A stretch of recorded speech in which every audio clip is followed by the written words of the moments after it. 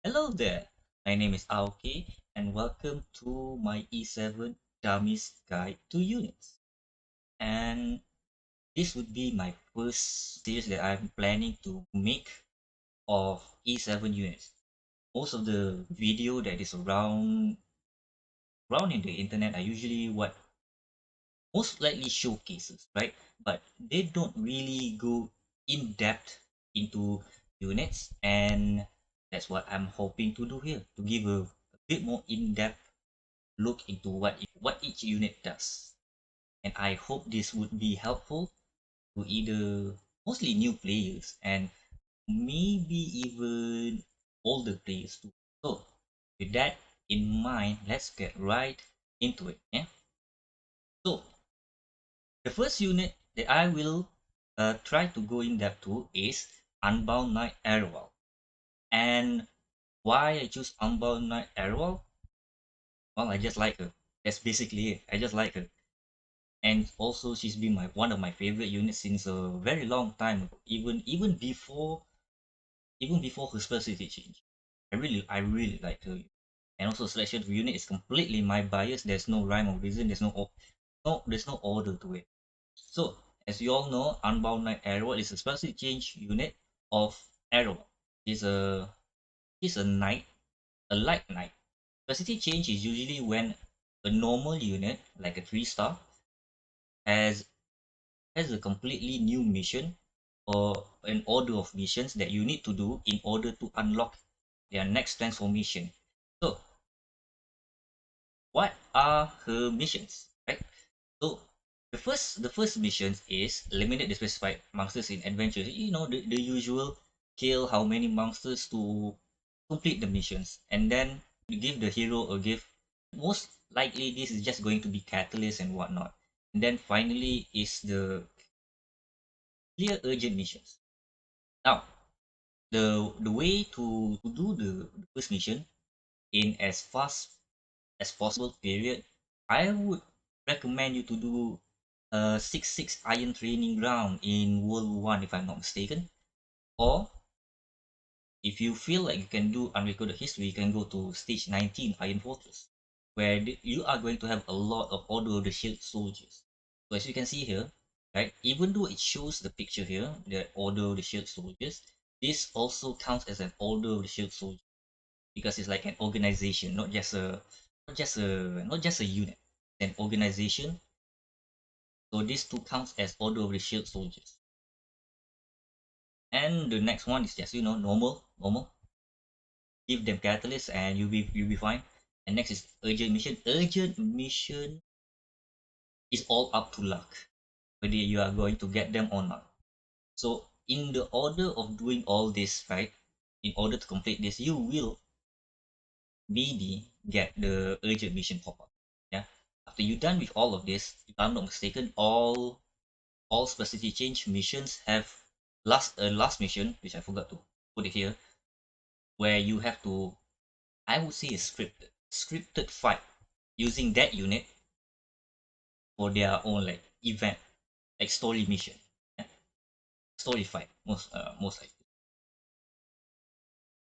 Now, for every specific change unit, they have a victory where it just added more skills and either more stats towards that unit. Depending on the class, right? It can either be adding more defense, adding more HP, adding more speed, effectiveness, back rest, and last but not least, they could usually add a bit more utility towards certain skills. Like for example, for Arowell here, this is skill 1. So whatever upgrades that you have here would usually be put into her skill 1. Here, this is skill 3, and this is how much you have to have in order to complete the skill 3. 410 greater runes and 40 epic runes. The element depends on the unit themselves. So what does she do? Right? She has a special change. So what are the changes? What are the added benefits of strategy changing units? So let's go through here first. So all her skills requires like 8,100 stigma and 36 mysterious flash. More often than not, all of the special change characters use the same stuff. If I'm not mistaken, to be wrong, but it's usually this. Most likely it will never change. So, skill one, shield thrust. Attack the enemy with a sword and shield with a 75% chance each to dispel one buff twice. Damage dealt increases proportional to the caster's max health, and she has a soul burn effect, which increases the chance to 100%. So what it does here is just, she attacks once, and if the enemy has a buff, she has a chance to strip two buff actually. So if the first buff gets stripped on the first attempt, then she will proceed to try and strip the next buff. If the first buff, right, on her first attempt, she didn't manage to strip it, she will attempt to strip it again on that first buff, and the second buff will go untouched. So it really is good. Either way, it's good because you can, if you have enough F, you can strip two buff on her first turn.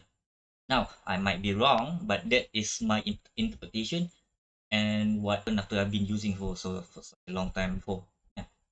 Now her skill 2 is escort. At the start of battle and at the end of the caster's turn, grants escort to the caster for one turn. After an ally except for the caster is attacked by a single attack, increases combat readiness of the caster by 10%. So what does this do is, at the start of the battle and at the end of the caster's turn, it gives escort to Arowell. Now what does escort do? Escort is basically an Aureus in buff form. So you don't need to put Aureus artifact on her, and instead you can just put any other artifact. And the skill 2 also has an inbuilt Hilag lance. Whenever an enemy attacks one of your allies, she will get pushed up by 10%, or however many you put your skills into it. Now skill 3, Judgment of Light. Attack the enemy with a shield, dispelling all buffs and a 100% chance to stun for one turn, for granting a barrier to all allies for 2 turns. Damage dealt and barrier strength increase proportional to the caster's max health. So this is a very, very powerful skill tree. You just look at it, just like that. If you just look at it, it dispels all buff. Like it doesn't matter if the enemy has like 5 buffs: immunity, attack buff, defense buff, and however many turns it has left on the buff, like two turn immunity, 3 turn attack up. It doesn't matter. She will strip all of them, and also has a 100% chance to stun for one turn. So it is great for disrupting an enemy from doing their next turn. It's really good for tempo control and whatnot. So it's a really good skill. Now, go next. Yeah, this is all of the skills and how much. I mean, in terms of E7, right? Molawing the skill. All of it, most of it are just damage dealt, but at certain point, at like +3 and +5, it increases the effect chance. So you just give, this is the full molar. So at full molars, it's like 75% chance to dispel. Hmm? Now, these two runes are from the big three. So Harvest Rune, when using Shield Thrust, has a 100% chance to recover health for the caster by 5%. So whenever your Arowell uses skill 1, she has a 100% chance to recover health by 5%. And next speed, when using Shield Thrust, increase combat readiness of the caster by 10%. It doesn't show it here, but whenever you up skill tree skill, this is all built into this skill. Now next, skill B. Same stuff, like no skill cooldown, effect chance, yeah, increase effect chance, and the runes that you get from upgrading the tree is, for the relic rune, just increases damage, and for the achievement rune, after using Judgment of Light, when the target is stunned, has a 100% chance to decrease cooldown of the skill by one third.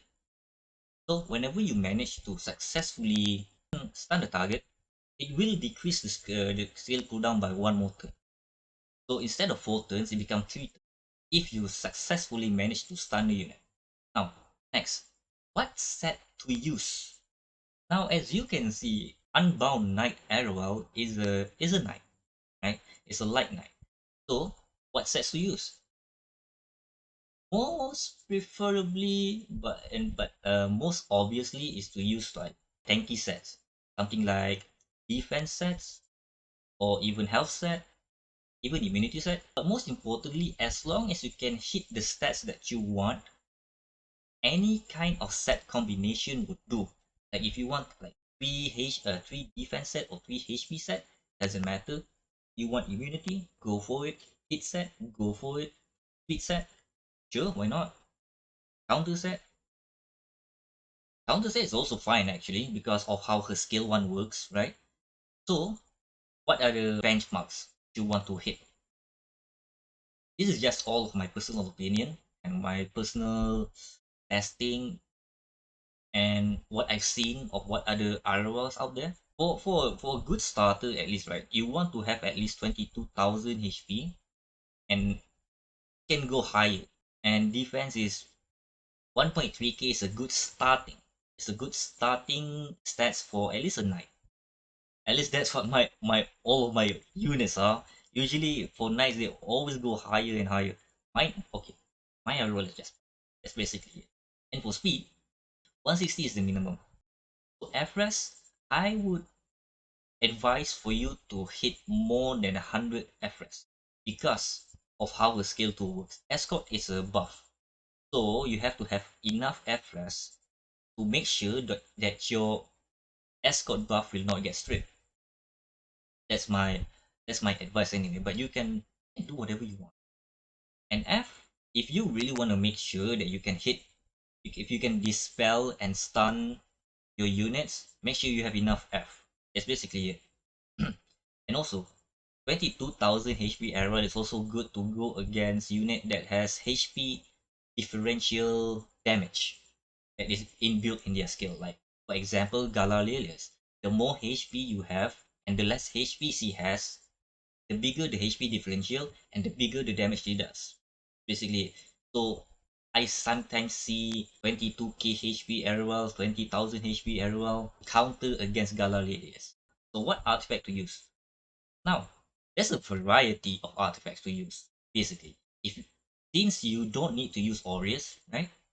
You can use Holy Sack to be annoying. Basically, Holy Sack, Ila Glance, is useful to be as annoying as possible to the enemy unit. Adamant Shield is just more damage mitigation. Passion of Perusia is the same, damage mitigation, and also giving immunity to the back row. Crown of Glory, useful to go against AoE units and to strip their souls. Eyes of a Monarch just to make sure that your base attack unit have shields every single turn I will take. And Bastion of Hope just to make sure that you have enough FRES to make sure you don't get debuff and your escort strip. Now, since you already know what she does, now the question is where and how to use her. She's really good in every single mode, basically. In AI Arena Defense, in Guild War, in World Arena. This is an example of Arrowells that I've met in World Arena. So basically, a knight just there to be a utility and to properly support the team, like giving Aureus protection, shield mitigation, and all that good jazz. Now, this is all my opinion and interpretation of the unit. As there are as many players in the game, there are also plenty of Arrow variations. So you can look at it as a maybe as a guideline or a benchmark, but don't be afraid to experiment on what kind of Arrow that you want to make and play with. Since every Arrow is different and you have your own playstyle, feel free to experiment. As long as you have all the resources and whatnot, just feel free to experiment. Because at the end of the day, your Arrow is your build. That's how you want to play with it. Thank you for listening to this video, and I hope to make more videos about more units. So feel free to comment on the video on what units that you want to see. Whether I'll do that or not depends.